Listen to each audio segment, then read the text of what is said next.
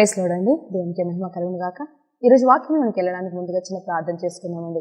పరిశుద్ధ గొప్ప దేవా, నీకు స్తోత్రం, స్తుతి, మహిమ, ఘనత, ప్రభావం చెల్లించుకుంటున్నాం రాజా. అవును తండ్రి ప్రభా, ఈ సమయంలో నాయన అద్భుతకరమైన రీతిగా ఈ గాస్పెల్ టీవీ ద్వారా ఈ రీతిగా నా తండ్రి 1 సంవత్సరం పాటు నుండి నన్ను ప్రభా నా తండ్రి ఈ రీతిగా వాడుకుంటున్న విధానానికే వందనాలు ప్రభా.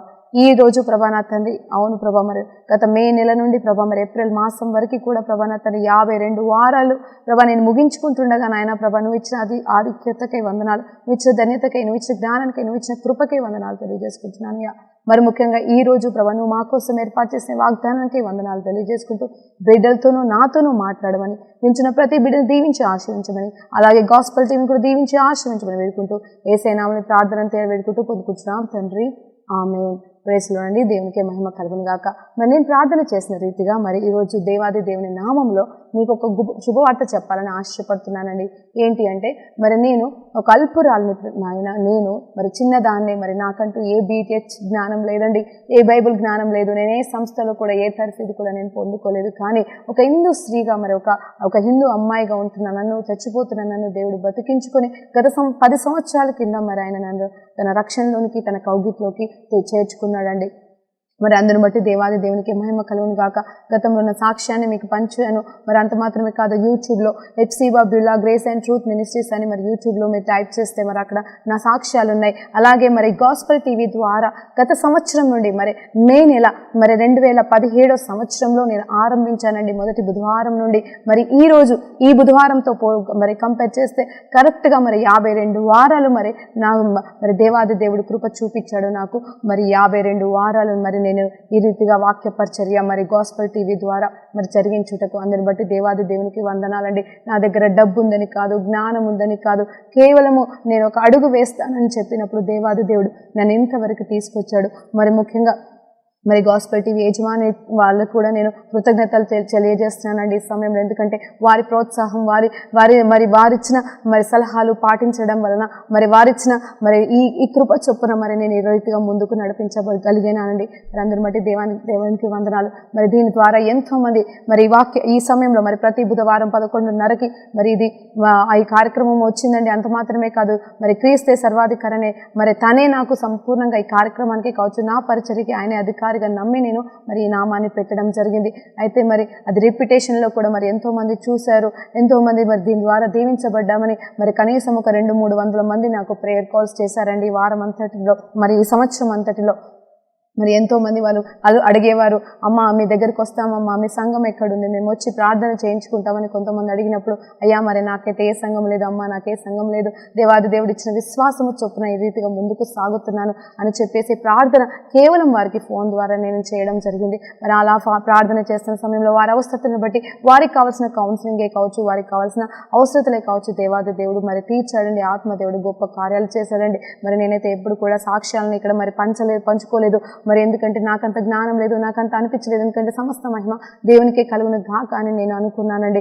మరి అంత మాత్రమే కాదు, నేను ఎప్పుడు కూడా ఎవరిని కూడా డబ్బుల విషయంలో కూడా నేను అడగలేదు. కానీ దేవుడే నాకు సమకూర్చి ఆయనే నడిపించుకున్నాడు. అందును బట్టి కూడా మరి ఆయన మహిమైశ్వర్యము చొప్పున ఈ రీతిగా తన జ్ఞానంతో నింపబడి, తన ఆత్మచేత నింపబడి మరి ఈ రీతిగా మరి ఎంతో మంది నా ద్వారా దీవించబడిన విధానానికి అందును బట్టి దేవాది దేవునికి సమస్త మహిమ ఘనత చెల్లిను గాక అని నమ్ముతున్నానండి. మరి ఈ రోజు 52వ వారంలో మరి నేనైతే ఒక సిద్ధపాటుతో అయితే రాలేదు, కానీ నేను ఒక ఆలోచనతో వచ్చానండి. కొన్ని విషయాలు మీతో పంచుకోవాలని వచ్చాను. నిజమే, నేనైతే చాలా సంతోషంగా ఉన్నాను. అర్హత లేని నన్ను దేవా ఈ రీతిగా ఇచ్చించావు, గణపరిచావు. మరి ఈ రీతిగా నేను ఎంతవరకు కొనసాగించగలను అంటే నాకు ఆ శక్తి లేదు. కాబట్టి దేవాది దేవునికి తెలుసు నేను ఎంతవరకు కొనసాగించగలను. కానీ నేను అనేది కేవలం టీవీ పరిచర్య గురించి నేను మాట్లాడట్లేదండి. నేను చెప్తుందండి ఈ ఆత్మీయ జీవితంలో హల్లెలూయా, ఈ 10 సంవత్సరాల ఆత్మీయ జీవితంలో నేను ఎన్నోసార్లు పడిపోయాను, లేశాను. అయినను దేవాది దేవుడు తన కృప చొప్పున నన్ను ఆదరించి, నన్ను క్షమించి, నన్ను నడిపించాడండి. మరి ఈరోజు మరి వాక్యంలోకి వెళ్దామండి. మరి కొద్ది సమయంలో మరి దేవాది దేవుడు మనతో మాట్లాడుతున్న మరి ఆ మాటలు ఏంటో మనం విందాము. అంత మాత్రమే కాదు, మరి దేవుడు మనల్ని ఏ రీతిగా సంపూర్ణులుగా చేయాలని ఆశపడుతున్నాడు, ఏ రీతిగా మనం అంతం వరకు నిలబడగలము అనేది ఆశ మరి ఆయనకి కలిగి ఉంది. కాబట్టి ఆశ చొప్పున మనం ముందుకు సాగుదాము, ఆయన ఇచ్చే కృప చొప్పున మనం నిలబడదామని వేడుకుంటున్నానండి. హల్లెలూయా, దేవునికి మహిమ కలుగును గాక. మరి ఈ రోజు దేవాది దేవుడు మరి నాకు ప్రేరేపణతో మరి ఇచ్చిన అంశం ఏంటి అంటే గలితీలకు రాసిన పత్రిక 5వ అధ్యాయము 16 నుండి 24 వచనాలు. అంత మాత్రమే కాదు, అక్కడ చివరి అధ్యాయం వరకు వచనం వరకు 26 వరకు చూడొచ్చండి. మీరు అనుకోవచ్చు గలితీలకు రాసిన పత్రిక 5వ అధ్యాయం అనగానే మరి అక్కడ మరి 16 నుండి 24, 25 వచనాలను చూసినప్పుడు ఖచ్చితంగా అక్కడ ఆత్మ ఫలాల గురించి, అలాగనే మరి శరీర క్రియల గురించి రాయబడినాయి. శరీర క్రియలు అంటే మరి ఎలా అయితే మరి అవన్నీ పాపానికి సంబంధించినవి. పాపం లేని వాడు ఒక్కడూ లేడని దేవుడే చెప్తున్నాడు. మరి ఆ పాప క్రియలు ఏవైతే ఉన్నాయో, మన ద్వారా ఏవైతే జరుగుతున్నాయో వాటి గురించి మరి క్లియర్గా పేరుగా రాయబడిందండి. అంత మాత్రమే కాదు, ఆ తర్వాత 22వ వచనం నుండి చూసినప్పుడు ఆత్మక్రియల గురించి కూడా రాయబడింది. మరి ఈ రెండు వచనాలు రెండుకి అంటే చాలా వ్యత్యాసం కలిగిన మరి ఈ మాటలు మరి ఈ విషయాలు మరి అక్కడ ఒకే అధ్యాయంలో మరి ఒక 10 వచనాల్లో మరి క్లియర్గా రాయబడినప్పుడు మరి దేవాది దేవుడు క్లియర్గా చెప్తున్న మాట, ఆ 16వ వచనంలో మాట్లాడుతున్న మాట ఏంటి అంటే మరి మీరు ఆత్మానుసారంగానే నడుచుకునడి, అప్పుడు మీరు శరీరేచ్ఛలకు లోబడరు, శరీరేచ్ఛలు చెయ్యరు అని చెప్తున్నాడు. అవును, ఈరోజు మన అంశం ఏంటి అంటే ఆత్మానుసారంగా నడుచుట ఎలా. అవును, మరి నేనైతే మరి గొప్ప వచనాలు ఉన్నాయండి. మరి ఎంతో మంది దేవదాసుల చేత మీరు వినుంటారు, నేను కూడా విన్నాను. ఏ రీతిగా మనం ఆత్మలో నడిపించబడాలి, మరి ఏ రీతిగా మనం జీవించాలి అనే సత్యాలైతే మనకి తెలుసు. కానీ మరి ఆ రీతిగా మరి నడవడానికి మరి దేవాది దేవుడు ఈ రోజు మనల్ని ఏ రీతిగా బలపరుచుతున్నాడో మనం ఒక్కసారి జ్ఞాపకం చేసుకుందామండి. హల్లెలూయా, దేవునికి మహిమ కలుగును గాక. మరి ఈ రోజు మత్తయి సువార్త 7వ అధ్యాయము 15 నుండి 24 వచనాలు కూడా మనం ధ్యానిద్దామండి. అక్కడ కూడా మరి కొన్ని వచనాలు ఉంటాయి. ఇవి ఏంటి అంటే మరి అక్కడ యేసు ప్రభు వారు మరి స్వయాన మాట్లాడుతున్న మాటలు ఏమంటాడు అంటే మరి ఇక్కడ చెప్తున్నాడు ఏంటంటే ఎలాంటి మాటలు, ఇదిగో అబద్ధ బోధలు ఉంటారు, అబద్ధ బోధికలు ఉంటారు, మీరు జాగ్రత్తగా ఉండండి, వారి విషయంలో మీరు చాలా జాగ్రత్తగా ఉండాల్సిన సమయం అని చెప్తా ఉంటాడు. అంత మాత్రమే కాదు, మీరు వారిని ఎలా గుర్తిస్తారు అని కూడా క్లియర్గా రాస్తున్నాడు. ఎలా గుర్తిస్తారు అనే మాటకి ఏం చెప్తున్నాడు అంటే వాళ్ళ ఫలాల్ని బట్టి గుర్తిస్తారు అని చెప్పి మాట్లాడుతున్నాడు. మరి ఇక్కడ నాకు సమయం లేదు, నేను అన్ని విషయాలు నేను చెప్పొచ్చు, మాట్లాడచ్చు, కానీ చిన్న విషయాలు, చిన్న అంశాలు ఇక్కడ నుండి మనం నేర్చుకుందామండి. మనందరికీ తెలుసు, మరి మత్తయి సువార్త 7వ అధ్యాయం అనగానే మనందరికీ బాగా తెలిసిన మాట ఏంటి అంటే 21వ వచనం నుండి మనం ఎప్పుడు ధ్యానిస్తాము. అది ఏంటి అంటే ప్రభువా ప్రభువా, ఇదిగో చూడండి మీకోసం చదువుతున్నాను. ప్రభువా అని నన్ను పిలుచు ప్రతివాడును పరలోక రాజ్యంలో ప్రవేశించడు, కానీ పరలోకమందున్న నా తండ్రి చిత్తముని ప్రకారము చేయువాడే ప్రవేశించును. ఆ దినమందున అనేకులు నన్ను చూసి, ఇదిగో చూడండి ఏ దినమందున, ప్రభు దినమందున అందరూ చూసి ఏమంటారంట, ఇదిగో ప్రభువా మేము నీ నామమున ప్రవచించలేదా, నీ నామమున దయ్యములను వెళ్ళగొట్టలేదా, నీ నామమున అనేకమైన అద్భుతములు చేయలేదా అని చెప్పుదురు అంట.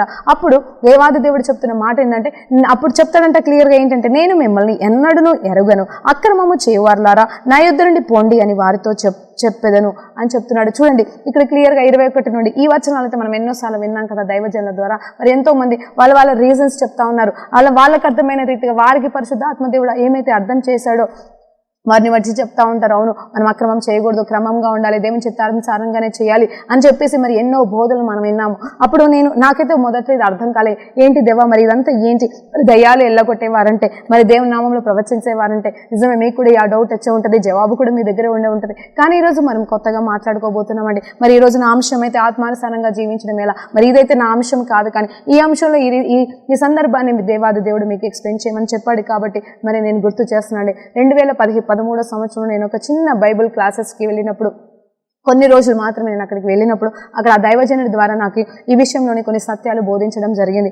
అప్పటి నుండి నేను ఇంకా వాక్యంలో ఎదగడం అనేది జరిగిందండి నా జీవితంలో. అక్కడ మరి అతను అడిగాడు, ఆ సేవకుడు నన్ను అడిగాడు, అమ్మ చెప్పగలుగుతావా మరి ప్రభా అని చెప్పేసి ఇక్కడ అంటున్నారంట వీళ్ళంతా. అవును కదా, మరి దేవాది దేవుని నామంలోనే వారి అద్భుతాలు చేశారు, సూచక క్రియలు చేశారు, దయ్యాలను నిలగొట్టారు. మరి వీరు ఇలాంటి వారికి మరి పరలోకంలో ప్రవేశం లేదని దేవాది దేవుడే తృణీకరిస్తున్నాడంట, మీరెవరో నాకు తెలియదని చెప్తున్నాడంట. మరి దీన్ని ఏ రీతిగా నువ్వు ఆలోచిస్తున్నావు అని అప్పుడు అవును కదా అని చెప్పేసి నేను ఆలోచన చేశాను. నాకు అర్థం కాలేదు, కానీ అప్పుడు ఆయన క్లుప్తంగా ఎక్స్ప్లెయిన్ చేశారంటే, అమ్మా మనం ఎప్పుడు కూడా వాక్యాన్ని ఆ రీతిగా ఒక్క వచనాన్ని పట్టుకొని వెళ్ళకూడదు, కానీ ఒకసారి మొత్తం ఆ క్లుప్తంగా ఎక్కడి నుండి ఆరంభించబడింది ఆ సందర్భం అనేది చదవమని చెప్పినాడు. అప్పుడు నేను మొదటి నుండి చదవడం ఆరంభించినప్పుడు అక్కడ క్లియర్గా ఉన్నది ఏంటి అంటే, మరి ముందు వచనాలు చూస్తే ఇదిగో అబద్ధ బోధల గురించి అక్కడ మాట్లాడుతున్నాడు, అబద్ధ బోధికల గురించి అక్కడ మాట్లాడుతున్న వంశం అనేది, ఆ వచనం అనేది 15వ వచనం నుండి స్టార్ట్ అయిందండి. ఆ 15వ వచనం నుంచి క్లియర్గా చూస్తే వాళ్ళ ఫలాల్ని బట్టి మీరు గుర్తిస్తారు. ఇదిగో వాళ్ళకి ఏ ఫలం ఉందో చూడండి, ఇదిగో మరి పిచ్చి చెట్టు అట్లా అంటే మరి అక్కడ క్లియర్గా నేను చదవాలని చూస్తే మరి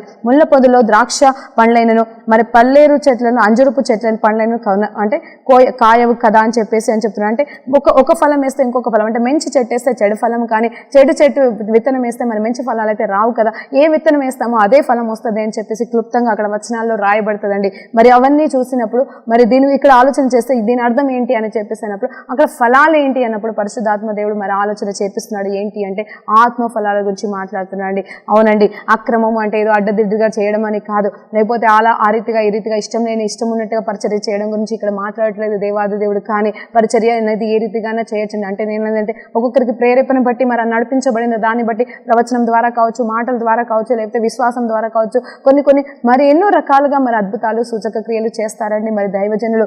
వాళ్ళు చేస్తున్నది అబద్ధము కాదు, నిజమే. దేవాది దేవుడు వారి ద్వారా ఎంతో మందిని ఆశీర్వదిస్తున్నాడు, ఎంతో మందిని మరి వారందరినీ విడిపిస్తున్నాడు. అది మాత్రమే నిజమే, దాన్ని మనం తృణీకరించడానికి లేదు. కానీ ఇక్కడ ఎవరైతే విడిపించారో, ఎవరైతే ఎవరి ద్వారా అయితే కార్యాలు జరిగినాయో వారిని మాత్రం ఇక్కడ తృణీకరిస్తున్నాడు దేవుడు. అంటే వారి ద్వారా అద్భుత సూచక క్రియలు జరుగుతున్నాయి, కానీ వారిలో ఫలాలు అనేవి లేవంట. చూడండి ఇక్కడే మరి అక్కడ చూస్తే మరి మనకి తెలుసు కొరింథీయులకు రాసిన పత్రికలో 12వ అధ్యాయంలో, మొదటి కొరింథీయుల 12వ అధ్యాయంలో కూడా ఆత్మ వరాల గురించి క్లుప్తంగా రాయబడుతుంది. అక్కడ 12 వరాల గురించి ఉంటుంది. వాటి కోసం మనం ఉపవాస ప్రార్థనలు చేస్తాం, దేవా నాకు దయచేయి అని చెప్పేసి. కానీ ఫలాల గురించి అయితే ఎవరు ఉపవాస ప్రార్థన చేయరు, ఎవరు కూడా అవి కావాలని కోరుకోరు. కానీ దేవాది దేవుడు ఇక్కడ క్లియర్గా చెప్తున్నాడు ఏంటంటే, ఇదిగో వరాల చేత నింపబడి వరాలు వాడుతున్న సేవకురాలా మరి దేవాది దేవుడు చెప్తున్న మాట ఏంటంటే ఫలాలు నీలో ఉన్నాయా అని చెప్తున్నాడండి. ఇక్కడ నుండి మనం ఎక్కడికి వెళ్ళామంటే మరి తర్వాత ఇక్కడ చూస్తున్నాడు క్లియర్గా. కాబట్టి మీరు అనుకోవచ్చు దానికి దీనికి సంబంధం లేదంటే, అవునండి, దేవాది దేవుడు కొండ మీద చెప్పిన ప్రసంగం అండి ఇది. యేసు ప్రభు గారు తను స్వయంగా తన శిష్యులతో మాత్రమే కాదు అనేక జనులతో మాట్లాడిన కొండపైన ప్రసంగం అండి. దీన్ని తృణీకరించడానికి ఎవరికి కూడా కాదన లేరండి. ఎందుకంటే ఇది యేసు ప్రభు వారే స్వయాన మాట్లాడు, ఎన్నో సందర్భాలు మాట్లాడాడు. ఇక్కడ 5వ అధ్యాయం మొదలుకొని 8వ అధ్యాయం వరకు చూసినప్పుడు యేసు ప్రభు వారు చాలా విషయాలు ఇక్కడ చేశాడు, మాట్లాడుతూ ఉన్నాడు. అవన్నీ కూడా ఆయన నోటి నుండి వచ్చిన మాటలే కాబట్టి వాటన్నిటిని ఏది తృణీకరించడానికి లేదు. కాబట్టి మరి అక్కడ 15వ వచనం నుండి మరి అక్కడ 20వ వచనం వరకు వచ్చినప్పుడు కాబట్టి అంటున్నాడు మొదలు. కాబట్టి మీరు అంటే ప్రతి దానికి లింక్ పెడుతున్నాడు. అంటే ఒక్కొక్క సమావేశానికి ఒక్కొక్క సందర్భానికి అక్కడ లింక్ పెట్టేసి ఇలా ఉంటారు. కాబట్టి ఇదిగో అబద్ధ ప్రవక్తలు ఈ రీతిగా ఉంటారు, వాళ్ళ ఫలాన్ని బట్టి వాళ్ళు మంచి ప్రవక్తన దొంగ ప్రవక్తన మీరు గ్రహిస్తారు, మంచి బోధ కూడా చెడ్డ బోధ కూడా మీరు గ్రహిస్తారు అని చెప్పేసి వారి ఫలాల్ని చూడమంటున్నారు. ఏం ఫలాలు చూడాలి అంటే మరి ఏదో మరి వారి జీవితంలో ఉన్న బ్లెస్సింగ్స్ కాదండి, లక్షలు కోట్లు కాదండి, ఎంతమంది సంఘస్థులు వస్తున్నారనేది కాదండి. నిజం చెప్పాలంటే వారిలో ఉన్న ఆత్మ ఫలాలు, ఆ ఫలాలు ఏంటి అనేది చూసి మరి గలితీయులకు రాసిన పత్రిక 5వ అధ్యాయంలో మనం చూసినప్పుడు అక్కడ క్లియర్ గా రాయబడి ఉంటది. అవే ఫలాలండి, ప్రేమ, దయాలత్వము, మరి అవన్నీ చూసినప్పుడు మరి నిజమే ప్రేమ, కరుణ, సమాధానము, జెంటిల్నెస్ అనేవన్నీ చాలా ఉన్నాయండి. మరి 9 ఆత్మ ఫలాల గురించి కూడా అక్కడ రాయబడ్డాయి. ఆ ఫలాలు నీలో ఉన్నాయా, నాలో ఉన్నాయా? మరి దేవుని దాసుడిగా నీలో నాలో ఉండలేనప్పుడు ఇదిగో అలాంటి వారిని నేను తృణీకరిస్తున్నానని చెప్పేసి దేవాది దేవుడు క్లియర్ గా చెప్తున్నాడు. ఇదిగో చూడండి, అక్కడితో దేవాది దేవుడు ఆపట్ల యేసు ప్రభు వారు అక్కడితో ఆపేయట్లేదు. కానీ ఆ 24వ వచనంలో మరొక మాట అంటున్నాడు. ఏంటంటే కాబట్టి నా మాటలేని, మరి అక్కడ దేవాది దేవుడు మాట్లాడుతున్నాడండి. 24వ వచనంలో మాట్లాడుతున్నాడు. ఏంటంటే కాబట్టి ఈ నా మాటలు వినివారులారా, ఇదిగో ఏ రీతిగా ఉంటారు మీరు అంటే ఇల్లు కట్టుకునే వాడిలాగా. ఎలాంటి ఇల్లు? బండ మీద కట్టుకునే ఇల్లు వాడి గురించి మాట్లాడుతున్నాడు. ఇసుక మీద పునాది ఏ మనిషి వేస్తాడో చెప్తున్నాడు. మరి ఎవరు గొప్పవారు అక్కడ, ఎవరు అంటే ఎవరు జ్ఞానవంతులు, ఎవరు జ్ఞానహీనులని కూడా మాట్లాడుతున్నాడండి. ప్రతి మాటకి ప్రతి అంశంలో కూడా కాబట్టి అంటే దేర్ ఫోర్, ఇంగ్లీష్ లో క్లియర్ గా రాయబడుతుంది. దేర్ ఫోర్ అంటే ఒకవేళ ఒక మ్యాథమెటిక్స్ ప్రాబ్లం మనం చూసినప్పుడు, లేకపోతే మనము ఒక ఎగ్జాంపుల్స్ మ్యాథమెటిక్స్ లో మనం చూసినప్పుడు ఖచ్చితంగా అక్కడ జరుగుతుంది ఏంటంటే దేర్ ఫోర్ అని చెప్పేసి చేసుకుంటూ వెళ్ళిపోతారండి. మీకు అర్థమవుతుండొచ్చు నేను చెప్పేది. అలాగనే ఇక్కడ కూడా దేవాది దేవుడు అంటే ఒక అంశాన్ని మాట్లాడుతూ అందుకని కాబట్టి అని చెప్పేసి అక్కడ 21వ వచనం కంటే ముందుగా 20వ వచనంలో క్లియర్ గా, అంత మాత్రమే కాదు 24వ వచనంలో కూడా మరి అక్కడ మాట్లాడుతున్నారు. కాబట్టి ఈ నా మాటలు వినవాళ్ళు అంటే ఒక్కొక్క దానికి పొంతన పెట్టేసి క్లియర్ గా ఇక్కడ బోధకులు అనే వాళ్ళు ఏ రీతిగా ఉండాలి, ఎలా ఉండకూడదు అనేది ఇక్కడ యేసు ప్రభు వారే మాట్లాడుతున్నారండి. అవునండి, పౌలు గారు మాట్లాడారు, పేతురు గారు మాట్లాడారు వారి పత్రికల ద్వారా. యాకోబు పత్రికల్లో కూడా మరి శిష్యులు అనే వాళ్ళు ఎలా ఉంటారు అని చెప్పేసి రాయబడింది. తిమోతి పత్రికల్లో కూడా మనం చూస్తాము ఒక శిష్యుడు ఏ రీతిగా ఉండాలి, దేవుని కుమారుడిగా, దేవుని దాసులుగా, సేవకులు ఏ రీతిగా జీవించాలి. మరి తీతు పత్రికలను అయితే మొత్తం ఒక సేవకుడు ఒక దైవజనుడు ఏ రీతిగా ఉండాలి అనేది క్లియర్ గా రాయబడిందండి. మనకు అవన్నీ తెలుసు, వాటన్నిటిని మనం ధ్యానిస్తాము, అనుసరిస్తాము. కొంతమంది అయితే తప్పిపోతున్నాము. కానీ ఇక్కడ దేవాది దేవుడు క్లియర్ గా మాట్లాడుతున్న మాట అంటే ఎలాంటి సేవకులను ఆయన ఆదరిస్తాడు, ఎలాంటి సేవకులకి వారికి రాజ్యంలోనికి రావడానికి అధికారం ఉంది. క్లియర్ గా మాట్లాడుతున్నారు. They will not enter in to my Kingdom అని క్లియర్ గా చెప్తున్నాడండి. ప్రభువా ప్రభువా అని అనేకులు నన్ను చూసి ప్రభువా ప్రభా మేము నీ నామంలో అలాంటి పనులు చేయలేదా అని చెప్తున్నాడు. కానీ ఇక్కడ మాట్లాడుతున్న మాట ఏంటంటే వారెవరు కూడా పరలోక రాజ్యంలోకి ప్రవేశించలేరు అని క్లియర్ గా దేవాది దేవుడే యేసు ప్రభు వారే మాట్లాడుతున్నారని. ఇంకా చెప్పండి, ఇప్పుడు పరీక్షించుకుందామా? ఇప్పుడు ఒక్కసారి పరీక్షించుకుందామా? ఏం పరీక్షించుకుందామా? ఈరోజు మనం దేవాది దేవుడు ఏం చెప్తున్నాడు మనకి అనేది చూస్తే గలతీయులకు రాసిన పత్రిక. ఎందుకంటే ఇక్కడ నేను మాట్లాడుతున్నప్పుడు ఒక విషయం నాకు మరొకసారి దేవుడు జ్ఞాపకం చేస్తున్నాడండి. 29వ వచనం అదే అధ్యాయంలో మనం మత్తయి సువార్త 7:29 చూసినప్పుడు అక్కడ ఒక మాట ఉంటది. ఏంటి అంటే, ఇదిగో ఏలయనగా ఆయన వారు శాస్త్రుల వరే కాక, చూడండి, శాస్త్రుల వరే కాక అధికారము కలిగిన వాడి వలె వారికి బోధించును అంట. ఇక్కడ వాళ్ళందరూ జాగ్రత్తగా వింటున్నారు, వినే వాళ్ళంతా వింటున్నారండి. ఇది కొండ మీద ప్రసంగంలో చివరి మాటలుగా ఉన్నాయండి. అక్కడ మాట్లాడుతుండగా వారందరూ కూడా మౌనంగా వింటున్నారు. అధికారము కలిగిన వ్యక్తిగా మాట్లాడుతున్నారు అని చెప్పేసి చూడండి. అధికారము కలిగిన వ్యక్తి ఒక మాట మాట్లాడితే అది ఖచ్చితంగా నెరవేర్చబడుతుంది. ఒకవేళ వినే వాళ్ళు కూడా నెరవేర్చాలండి. అదండి ఇక్కడ అధికారం అంటే. ఎందుకంటే 8వ వచనంలో మనం చూసినప్పుడు కూడా అక్కడ శతాధిపతి కూడా అక్కడ వెళ్ళి అంటున్నాడు, అయ్యా నువ్వు నా ఇంటికి రావడానికి నాకు అర్హత లేదయ్యా, కానీ ఒక్క మాట నువ్వు పలికితే చాలయ్యా. ఇదిగో నువ్వు ఒక్క మాట, ఇదిగో నా సేవకుడి గురించి, నా దాసుడి గురించి నువ్వు మాట్లాడితే ఆయన స్వస్థపరచబడతాడు అయ్యా, నువ్వు రావాల్సిన అవసరం లేదని చెప్పినప్పుడు అలాగే దేవాది దేవుడు ఒక మాట పలికంగానే అక్కడ మరి తన దాసుడు స్వస్థత పొందుకున్నాడండి. అక్కడ ఇంకొక మాట శతాధిపతి ఒక మాట అంటాడు, ఇదిగో నేను కూడా ఎంతో మందికి అధికారిగా ఉన్నానయ్యా. అధికారంలో నిలబడిన వాడు మాట్లాడితే ఉండే శక్తి ఏంటో నాకు తెలుసు. ఒకవేళ అధికారంలో ఉన్న వ్యక్తి ఒక మాట పలికినాడంటే అది ఖచ్చితంగా జరుగుతుంది. అంటే అంత మాత్రం కదా, అవతల విన్న వాళ్ళు అది చేసి తీరుతారనే అధికారం నాకు తెలుసు, దానిలో ఉన్న శక్తి నాకు తెలుసు అనే శతాధిపతి అక్కడ తగ్గింపు తనంతో ఒప్పుకుంటున్నాడు. తనకంటే మరి యేసు ప్రభు వారు గొప్పవారని చెప్పేసి నమ్ముతూ, అంత మాత్రమే కాదు, ఇదిగో నాయన నువ్వు నా దగ్గరికి వచ్చేంత రావటకు నాకు అర్హత లేదు, కాబట్టి ఇదిగో నువ్వు అక్కడ నుండే పలుకు నాయన, నాకు తెలుసు ఇది కార్యము జరుగుతుందని చెప్పేసి తగ్గించుకుంటున్నాడండి. ఇక్కడ నేను ఒక మాట అంటున్నాను, అదే రీతిగా మాట్లాడడానికి ఇదిగో ఏ రీతిగా ఏ అధికారం అయితే, ఏ మాట్లాడడానికి అధికారం అయితే యేసు ప్రభు వారికి తండ్రి దేవుడు ఇచ్చి ఉన్నాడో అదే అధికారం మనకు కూడా మరి ఇదిగో ఇతరుల జీవితంలో మాట్లాడడానికి, ఇతరుల కోసం ప్రవచించడానికి, ఇతరుల విషయంలో మనము ప్రార్థన చేయడానికి మనకి దేవుడు అధికారం ఇచ్చాడండి. అదే అధికారాన్ని ఇచ్చాడు. ఎందుకో నువ్వు మాట్లాడడానికి అధికారం ఇచ్చాడు. ఆ మాట్లాడుతున్నప్పుడు ఏ రీతిగా మాట్లాడుతున్నావు, ఏ మాటలు మాట్లాడుతున్నావు, నీ నోటి నుండి ఏ ప్రవచనాలు వస్తున్నాయి, ఇదిగో నీ ఆలోచనతో కూడిన ప్రవచనాలు వస్తున్నాయా, దైవికమైన ఆలోచనలు వస్తున్నాయా? ఇదిగో నేను ముందే చెప్పానండి, ఆత్మానుసారంగా నడుచుట ఎలా అని చెప్పానండి. నిజమే, ఆత్మానుసారంగా ఎలా జీవించాలని చెప్పేసి నేను థియాలజీ అంతా నేను తీసుకొచ్చి ఇక్కడ మీ ముందర పెట్టట్లేదు, కానీ ఇదిగో చిన్న చిన్న సందర్భాలను తీసుకొచ్చి మీకు జ్ఞాపకం చేస్తున్నాను. మీరు ఆత్మానుసారంగా జీవించలేకపోతున్నారేమో. ఇదిగో ఇక్కడ చూస్తే మరి గలతీయులకు రాసిన పత్రికలోకి మనము మరలా ఒకసారి వెళ్ళినప్పుడు చూస్తే 5వ అధ్యాయంలో మరి 16 నుండి 23 వరకు చూసినప్పుడు అక్కడ చూసినప్పుడు నేను జాగ్రత్తగా చదువుతుండగా వింటుండా ఉండండి. నేను చెప్పినదేమనగా ఆత్మానుసారముగా నడుచుకునడి, అప్పుడు మీరు శరీరేచ్ఛలకు నెరవేర్చరు.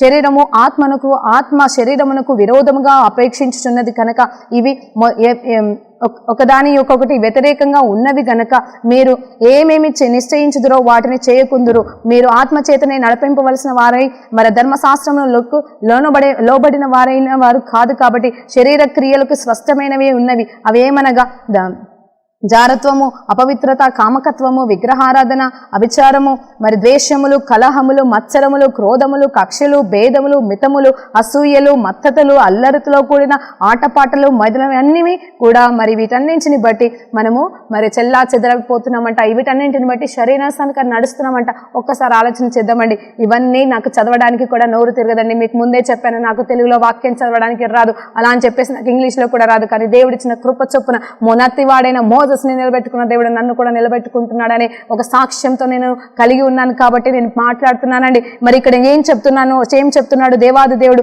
మరి ఆత్మ ద్వారా, మరి తన ఆత్మ ద్వారా, మరి పౌలు ద్వారా ఈ పత్రిక రాపిస్తున్నాడు, గలీషులకు రాస్తున్నాడు.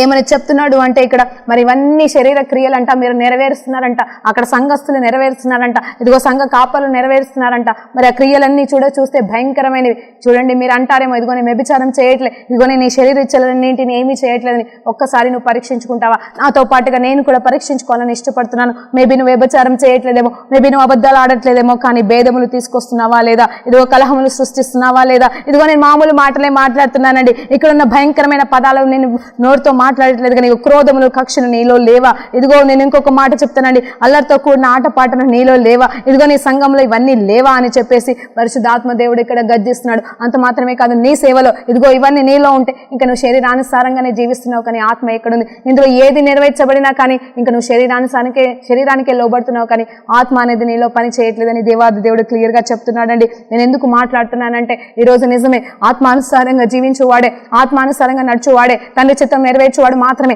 దేవుని రాజ్యంలోకి అడుగు పెడతాడని దేవాది దేవుడు మత్తయి సువార్తలో 7వ అధ్యాయంలో పలికిన మాట నువ్వు నిజంగా ఎంతగా నమ్ముతున్నావో నాకు తెలియదు, కానీ ప్రభా యేసు నామములో నేను ఈరోజు నమ్మాలని ఆశపడుతున్నానని నువ్వు ఈ రోజు నిర్ణయం తీసుకుని ఉంటే మరి ఖచ్చితంగా దేవాది దేవుడు నీలో ఉన్న ఇవన్నీ కూడా తీసేయడానికి ఇష్టపడతాడండి. నిజమే, మనం ఎక్కువగా చూస్తున్నది ఏంటి తెలుసా అండి? జెలస్ అనే స్పిరిట్, కుళ్ళు కుతంత్రాలు ఎక్కువగా జరుగుతున్నాయండి, సంఘంలోనే ఎక్కువ ఉన్నాయండి. నేను ఇది నమ్ముతున్నానండి, నేను అనుభవిస్తున్నానండి, ఒక్కొక్కసారి నా ద్వారా కూడా ఇది జరిగినప్పుడు దేవా ఇది మాత్రం నాలో ఉండకూడదు అని చెప్పేసి నేను ప్రయాసపడి ప్రార్థన చేసినప్పుడు దేవాది దేవుడు నా నుండి తీసేశాడండి. ఇప్పుడు మిమ్మల్ని కూడా నేను బ్రతిలాడుతున్నాను, వద్దండి ఈ కక్షలు మనకొద్దు, ఈ ఆలోచనలు మనకొద్దు. అవును, వేరే వాళ్ళు వచ్చి మనల్ని హింసిస్తారు, నిజమే. ఒకసారి మనం ఒకసారి ఆలోచన చేద్దామా? మత్తయి సువార్త 24వ అధ్యాయంలో చూసినప్పుడు 3 నుండి 14వ వచనం వరకు మనం ధ్యానించినప్పుడు రెండో రాకడ గురించిన గుర్తులు కనిపిస్తున్నాయండి. యేసు ప్రభువే చెప్తున్నారండి. ఇక్కడ కూడా ఎవరో చెప్పట్లేదు, ఏదో మరి ప్రవక్త మాట్లాడలేదు, ఎజికేల్ మాట్లాడట్లేదు, ఇర్మియా మాట్లాడట్లేదు, లేకపోతే దానియేలు గారు చూపిస్తున్న దర్శనాలు కాదండి. ఇక్కడ యేసు ప్రభు వారే గుర్తులు చూపుతున్నాడు, మాట్లాడుతున్నాడు, క్లియర్ గా రాశాడండి, అక్కడ రాపిచ్చాడండి. ఏమంటున్నాడంటే మీరు ఇక్కడ ఎన్నో సూచక క్రియలు జరుగును, ఇదిగో చెడ్డవారు వస్తారు, ఇదిగో చంపుతారు, యేసునామం నా నామంలో వస్తారని చెప్పేసి అవన్నీ చదవడానికి నాకు టైం లేదు. కానీ అక్కడ ఏమేమి జరగబోతున్నాయి, ఇదిగో భూకంపాలు వస్తాయి, ఇదిగో ప్రళయాలు వస్తాయి, ఇదిగో పరిస్థితులు వస్తాయి, పాపము భయంకరంగా పండిపోతుందని చెప్పేసి ఎన్నో విషయాలు మరి అధ్యాయం అంతా దేవాది దేవుడు మాట్లాడుతున్నాడండి.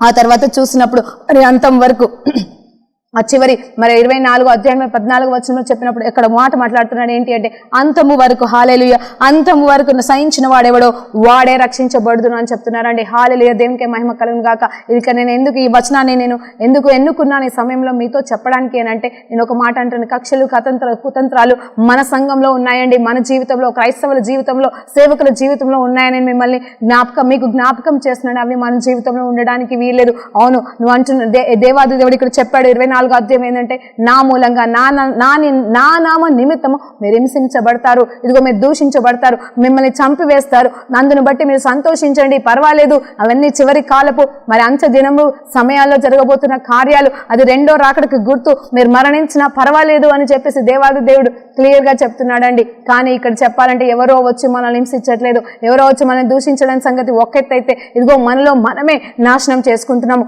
మనలో మనమే బాధ పెట్టుకుంటున్నాము, మనలో మనమే హింసించుకుంటున్నాము, మనమే కక్షలు మరి కుళ్ళులు కుతంత్రాల గుండా వెళ్తూ మనమే శత్రువులం అయిపోతున్నామండి. దీన్ని బట్టి దేవాది దేవుడు చాలా బాధపడుతున్నాడండి. ఈరోజు నేను కూడా బాధపడుతున్నాను, మీకు చెప్పడానికి ఇష్టపడుతున్నానండి. ఈరోజు మరి ఇక్కడ చూద్దామా, మరి తర్వాత అంశంలోనికి వెళ్ళిపోతే అక్కడ కాబట్టి అనేది మనం విన్నాం. కాబట్టి ప్రతిదీ మనం వినాలండి. దేవుడు ఎందుకు చెప్తున్నాడు, ఏ సందర్భంలో చెప్తున్నాడు అనేది ప్రతిదీ మనం ధ్యానిస్తే మనకు అర్థమవుతుందండి. మరి గలతీయునికి రాసిన పత్రిక అదే అధ్యాయంలో 22 నుండి 24 వచనాలకి వరకు చూసినప్పుడు చక్కటి మాటలు ఉంటాయండి. అవన్నీ మనకు చదవడం ఇష్టం, కానీ దేవుడు చదవడం మాత్రమే కాదు, అవన్నీ మనలో ఫలించాలని ఆశపడుతున్నాం. అవేంటి అని చూస్తే ప్రేమ, సంతోషము, సమాధానము, ఇదిగో దీర్ఘశాంతము, దయాలత్వము, మంచితనము, విశ్వాసము, సాత్వికము, ఆశానిగ్రహము, ఇట్టి వాటికి విరోధమైన నియమము ఏదియూ కూడా లేదని చెప్తూ ఇదిగో క్రీస్తు యేసు సంబంధులు క్రీస్తు శరీరమును దాని ఇచ్చలతో కూడా దురాశలతోనూ సిలువ వేసి ఉన్నారంట. అంటే లోక సంబంధమైన ఆశలకు మరి వాళ్ళు సిలువ వేస్తారు. మరి ఇలాంటి ఆత్మానుసారమైన జీవితం జీవించడానికి మనం ఇష్టపడాలని చెప్తున్నాడు. అంత మాత్రమే కాదు, మనం ఆత్మ అనుసరించి జీవించిన వారమైతే ఆత్మను అనుసరించిన క్రమంలో నడుచుకుందుము, ఒకరినొకరు వివాదము చేసుకున్నామంట. చూడండి, మరి ఎప్పుడైనా ఈ మాటను ధ్యానించారా? నేనైతే ధ్యానిస్తున్నానండి. ఈరోజు ఈ సమయంలో మీకోసం మరొకసారి చదువుతున్నాను. ఒకరినొకరు వివాదములు రేపకును ఎందొకరును అసూయ పడకయు వృధాగా అతిశయ పడకయు ఉందుము అంట. ఇదండి నిజమైన ఆత్మ ఫలంలో మనలో ఉన్నప్పుడు వచ్చే రిజల్ట్ ఇదండి. ఈ 26వ వచనం వరకు మనం చదివినప్పుడు వచ్చే రిజల్ట్స్ ని మరి దేవాది దేవుడు మనలో ఆశిస్తున్నాడండి. అందుకే దేవుడు అంటున్నాడు, అంతం వరకు నిలబడిన వారికి ఇదిగో రక్షణ కంప్లీట్ గా ఇచ్చేదని అని చెప్తున్నాడు. నిజమే, అందుకే ఆత్మానుసారంగా నచ్చడం అప్పుడు ఈజీ అయిపోతుంది. నిజమే, ఈ ఫలాలన్నీ మనలో ఫలించాలంటే ఒక రోజు 2 రోజుల సమయం కాదు, టైం పడుతుందండి. ఇదిగో నీలో ప్రేమ అనే ఫలము ఫలించాలంటే నిజమే దేవాది దేవుడు కొన్ని కార్యాలు నీ ద్వారా జరిగిస్తాడు. నీకు కొన్ని నేర్పిస్తాడేమో, కొన్ని అధ్యాయాల ద్వారా నడిపిస్తాడేమో, కొన్ని సిచ్యువేషన్స్ గుండా నడిపిస్తాడేమో. నేనేదో మిమ్మల్ని శిక్షిస్తాడని నేను చెప్పట్లేదు, కానీ మరి ఆ ప్రేమ, విశ్వాసము, క్రియలు ఇవన్నీ కూడా మనలో జరిగించాలంటే దేవాది దేవుడు ఒక్కొక్క ఏరియాలో మనల్ని సానుపడతాడండి. నేను నేర్చుకున్నాను ఆ విషయంలో, నేను కూడా ఇంకా ఎన్నో ఫలాలు, నాకు అన్ని ఫలాలు ఇంకా లేవని నేను కూడా ఒప్పుకుంటున్నానండి. ఇదిగో నాకు దీర్ఘశాంతం ఇంకా లేదండి, ఇంకా నాకు సాత్వికం రాలేదని నేను ఒప్పుకుంటున్నానండి ఈరోజు ఈ మధ్యాహ్న కాల సమయంలో. కానీ దేవాది దేవుడు నీ దగ్గర అడుగుతున్న, దేవా 9 ఫలాలు నాకు కావాలయ్యా. మొట్టమొదట నేను ఎప్పుడైతే నాకు తెలియని సమయంలో నేనైతే అప్పుడు ఆత్మ వరాలే కావాలని నేను అనుకునేదాన్ని, ఎందుకంటే అవన్నీ సంఘానికి మంచిదే. కానీ తర్వాత నేను అడిగాను, దేవా ఇవున్నా లేకపోయినా పర్వాలేదు. అవును, ఇవున్నా లేకపోయినా పర్వాలేదు. ఒక వ్యక్తి చనిపోతున్నాడంటే ఇదిగో ఆత్మ వరాల ద్వారా ఆ బిడ్డను లేపుతావేమో, కానీ ఆత్మ ఫలాలు లేని ఎడల ఇదిగో ఆ బిడ్డకి రక్షణ అనేది లేకపోతే మాత్రం ఆ బిడ్డ పోయేది నరకానికే. కాబట్టి మనకు కావాల్సింది నిజంగా ఏంటంటే ఆత్మ ఫలాలు ఆ బిడ్డలో కూడా ఫలించాలి, మనలో కూడా ఫలించాలి. క్రియలు మనల్ని ఎక్కడికో తీసుకెళ్ళేవండి, కేవలం మనలో ఉన్న ఫలాలు మాత్రం ఆయన సన్నిధిలో మరి అక్కడ నిలబడడానికి మనకి కృపనిస్తాయని వేడుకుంటూ మరి ఈ అవకాశాన్ని నాకు ఇచ్చినందుకు మీ అందరికీ కృతజ్ఞతలు తెలియజేసుకుంటూ యేసయ్య నామములో వచ్చిన ప్రార్థనతో ముగించుకుందామండి. పరిశుద్ధ గొప్ప దేవానికి స్తోత్రం, స్తుతి, మహిమ, ఘనత, ప్రభావం చెల్లించుకుంటున్నాం నాయన. నిజమైన ఆయన నువ్వు చెప్పినట్టుగా అంతం వరకు నిలబడి ఉన్న వారే మరి రక్షణకి పాత్రలని చెప్పినట్టుగా నిజమైన మా జీవితంలో నాయన ఆత్మ ఫలాల్ని ఫలించలేకపోతున్నాం నాయన. ఇదిగో తండ్రి ప్రభా, శరీరీచలకి లోబడుతూ నిజమైన పాపాలు ప్రభా నా తన శరీరంతో చేయకపోయినా మా హృదయంలో ఉన్న తలంపులతో ఇదిగో దేవా నా తన అసూయలతో, కోపాలతో, ద్వేషాలతో, పగలతో, కుళ్ళులతో, కుతంత్రాలతో ప్రభా నా తన నలగొట్టబడుతున్నాము నాయన. ఇదిగో నలగొడుతున్నాం నాయన ఇతరులని. ఆ విషయాల్లో మాకు సదాకాలము ప్రభా నీతో ఉండుటకు సహాయం చేయమని, వీటి నుండి మమ్మల్ని దూరం చేయమని, వాటి పట్ల ప్రభా మాకు కలిగి ఉన్న విత్తనాలు ఎక్కడెక్కడైనా ఏర్లు ఎక్కడెక్కడే పాతుకుపోయిన వాటన్నించి ఈ రోజు వింటున్న ప్రతి బిడ్డను నన్ను కూడా దీవించి ఆశ్రయించి వాటి పట్ల కృప చూపించమని వేడుకుంటూ యేసయ్య నామములో నీ ఫలంతో నింపమని నజరేయుడైన యేసు ప్రభు నామములో మరొకసారి వేడుకుంటూ పొదుగుచున్నాం తండ్రి, ఆమేన్. Praise lord. దేవునికి మహిమ కలుగును గాక.